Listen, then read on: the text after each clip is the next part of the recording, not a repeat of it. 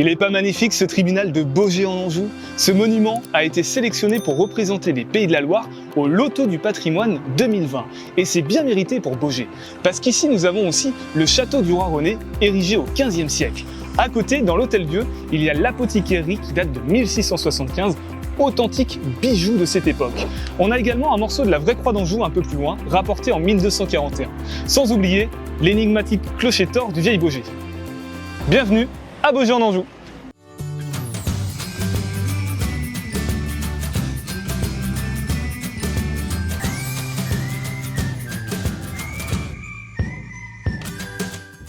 Pour l'histoire de Baugé, tout commence ici, 1 km plus à l'ouest, au village du Vieil Baugé. C'est là qu'est né le premier centre d'activité de la ville, avant que Foulque III, Néra, comte d'Anjou, décide de déplacer et d'installer une place forte plus loin, qui s'appellera Baugé-le-Neuf, puis Baugé. L'élément qui retient le plus l'attention dans cette commune, c'est sûrement son clocher-tor. La flèche de l'église du Vieil Baugé est en forme hélicoïdale, c'est-à-dire qu'elle est vrillée. Et ce type de charpente est caractéristique du Baugeois, puisque sur 32 clochers-tors en France, 6 sont présents autour de Baugé. Petite particularité cependant, la charpente est volontairement tordue, mais c'est involontairement penché à cause du travail du bois. Continuons maintenant cette balade dans le Baugé actuel.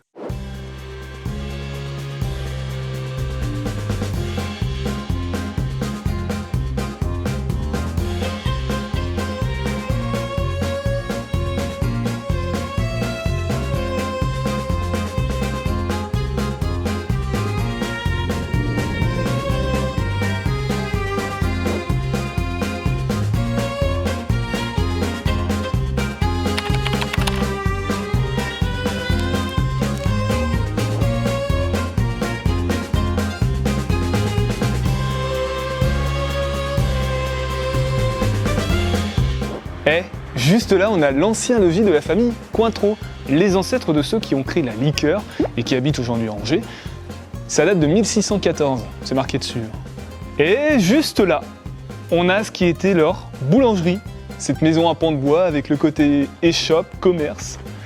Et maintenant, on va aller voir la vraie croix d'Anjou. Moi, je connais un petit raccourci. Ouh.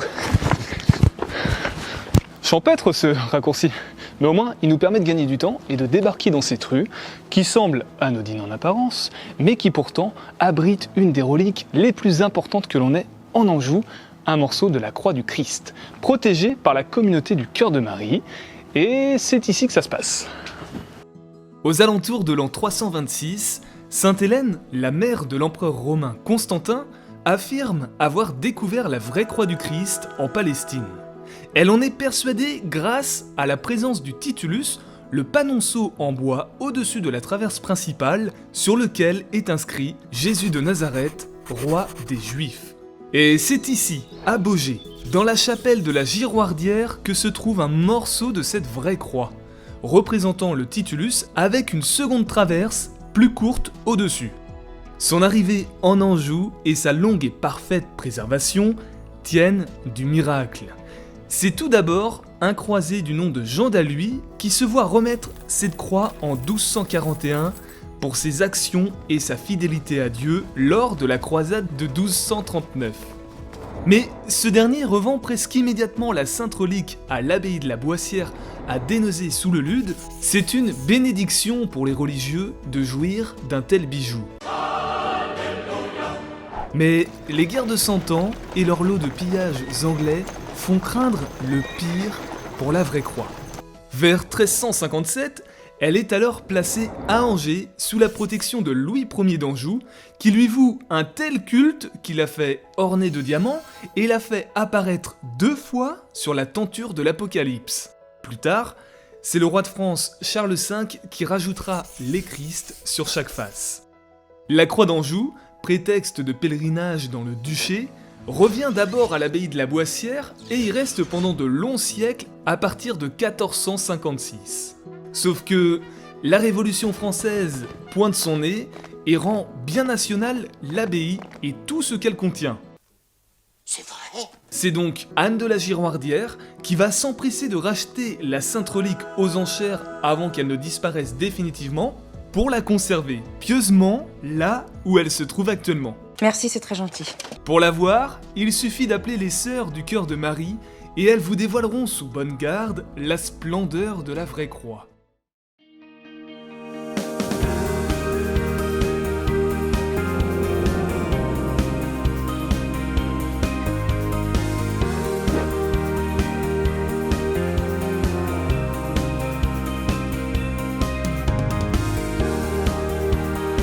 Et maintenant on est sur la place du Roi René de Baugé où on peut admirer cette jolie fontaine qui a été construite par le sculpteur angevin Adolphe David et qui a été inaugurée le 20 septembre 1863 en présence de Napoléon III pour rendre hommage au Roi René.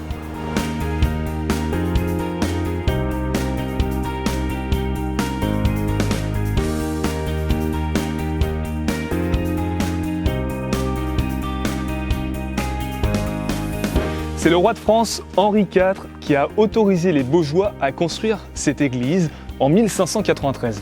Avant ça, il y avait l'église Saint-Laurent dans l'enceinte du château et l'église Saint-Pierre, trop petite, qui était ici même.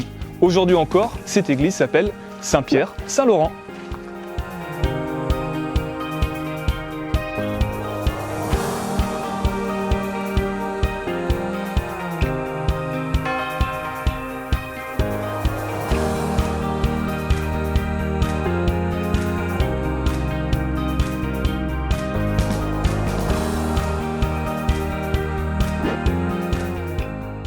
Le monument star de la ville de Baugé.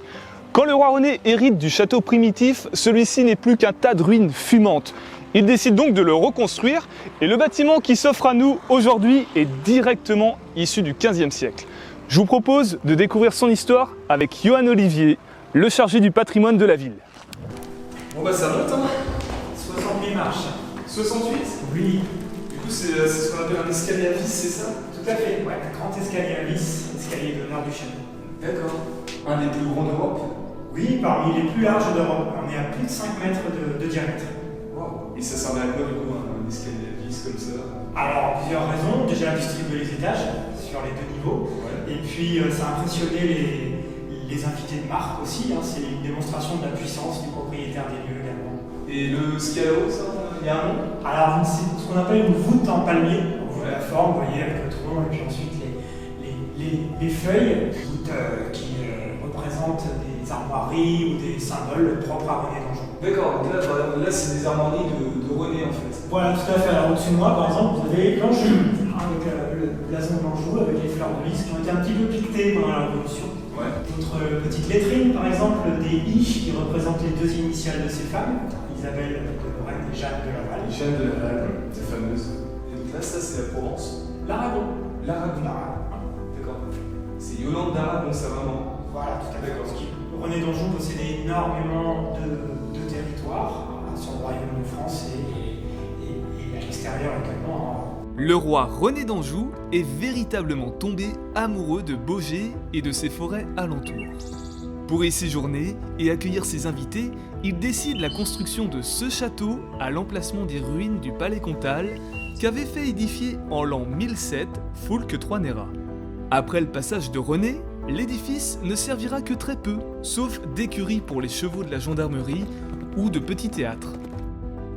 Il faut attendre 2002 pour que le bâtiment retrouve son architecture primitive. La chapelle de René est restaurée et la chambre du roi est reconstituée. Pupitre réglable sur vis, donc on peut régler la hauteur. Ah d'accord, donc on peut en fait, suivant la taille ou si on est assis debout, on peut le lever ou On peut le lever ou le descendre. On aperçoit d'ailleurs une partie de la vis tout en haut. Alors on retrouve des tables également, toujours table sur tréteau, encore au XVe siècle. Là on est sur du mobilier volant. Donc on pouvait emmener, si on appréciait tel meuble ou telle table, on pouvait l'emmener dans un autre château. Alors ce qu'on peut voir sur ces tentures, ce sont des blasons, vous apercevez, des possessions. On retrouve par exemple l'Anjou, vous voyez, avec la couronne ducale et les fleurs de lys. Là, ici, on a le comté de Bar, là également, une de ses possessions. Donc on multiplie, on retrouve l'Aragon qu'on a pu voir tout à l'heure dans l'escalier. Ah oui, dans l'escalier à vis, ouais. Là, cette fois-ci, coloré. Vous avez son blason principal, où tout ce que je viens de vous évoquer se trouve à l'intérieur. Voilà, ça c'est le blason de René d'Anjou, à une certaine période, parce que bien évidemment, le blason évolue en fonction des possessions qu'il va avoir ou qu'il va perdre. Pour les plus curieux d'entre vous, il est possible de venir découvrir la scénographie du château qui vous plongera au cœur de son histoire. Parmi les autres attractions historiques de Baugé, il y a l'ancien Hôtel-Dieu.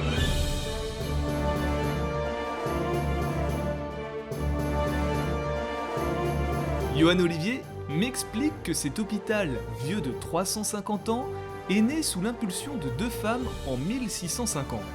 Marthe de la Beauce, une religieuse baugeoise, et Anne de Melun, une dame fortunée et très pieuse, qui l'a aidé à faire installer les religieuses hospitalières de Saint-Joseph à Baugé. L'hôpital va rester en activité jusqu'en 2001, tout en conservant deux pièces originelles et remarquables. Voilà, donc ça c'est la chapelle. Ici, nous sommes dans la chapelle.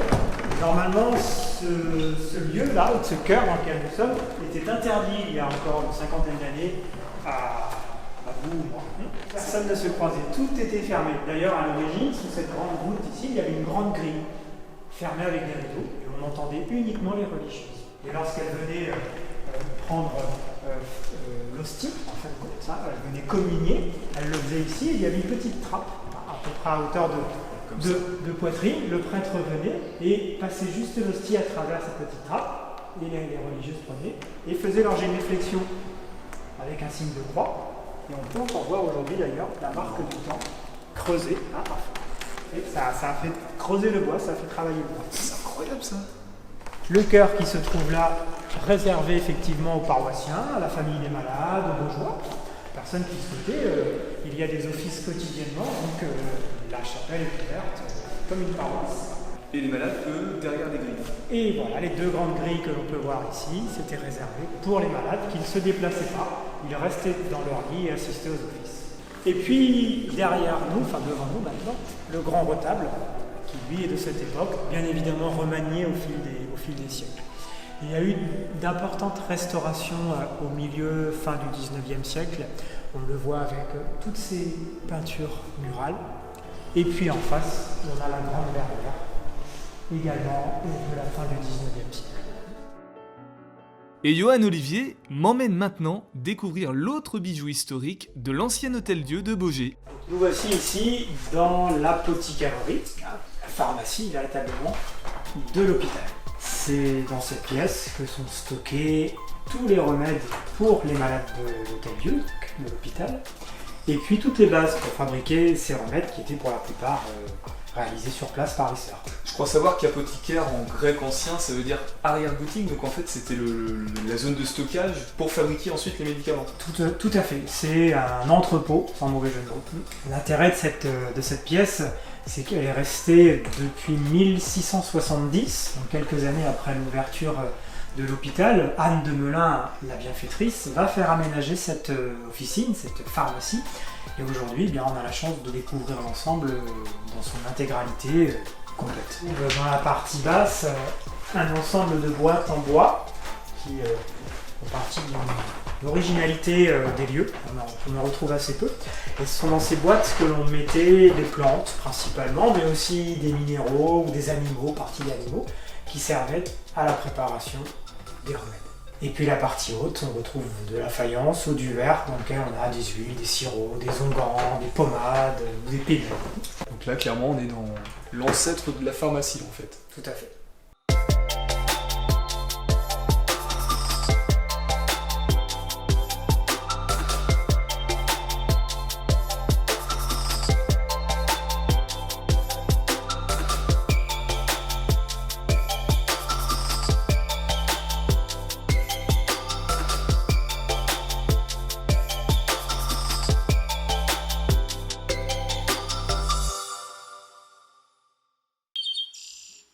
Le château du roi René est le prétexte d'une visite à Baugé. Mais comme on l'a vu, la petite cité cache d'autres merveilles qui méritent elles aussi notre attention. J'espère que vous avez apprécié et appris des choses. On se retrouve prochainement pour une autre balade historique en Anjou. Topette!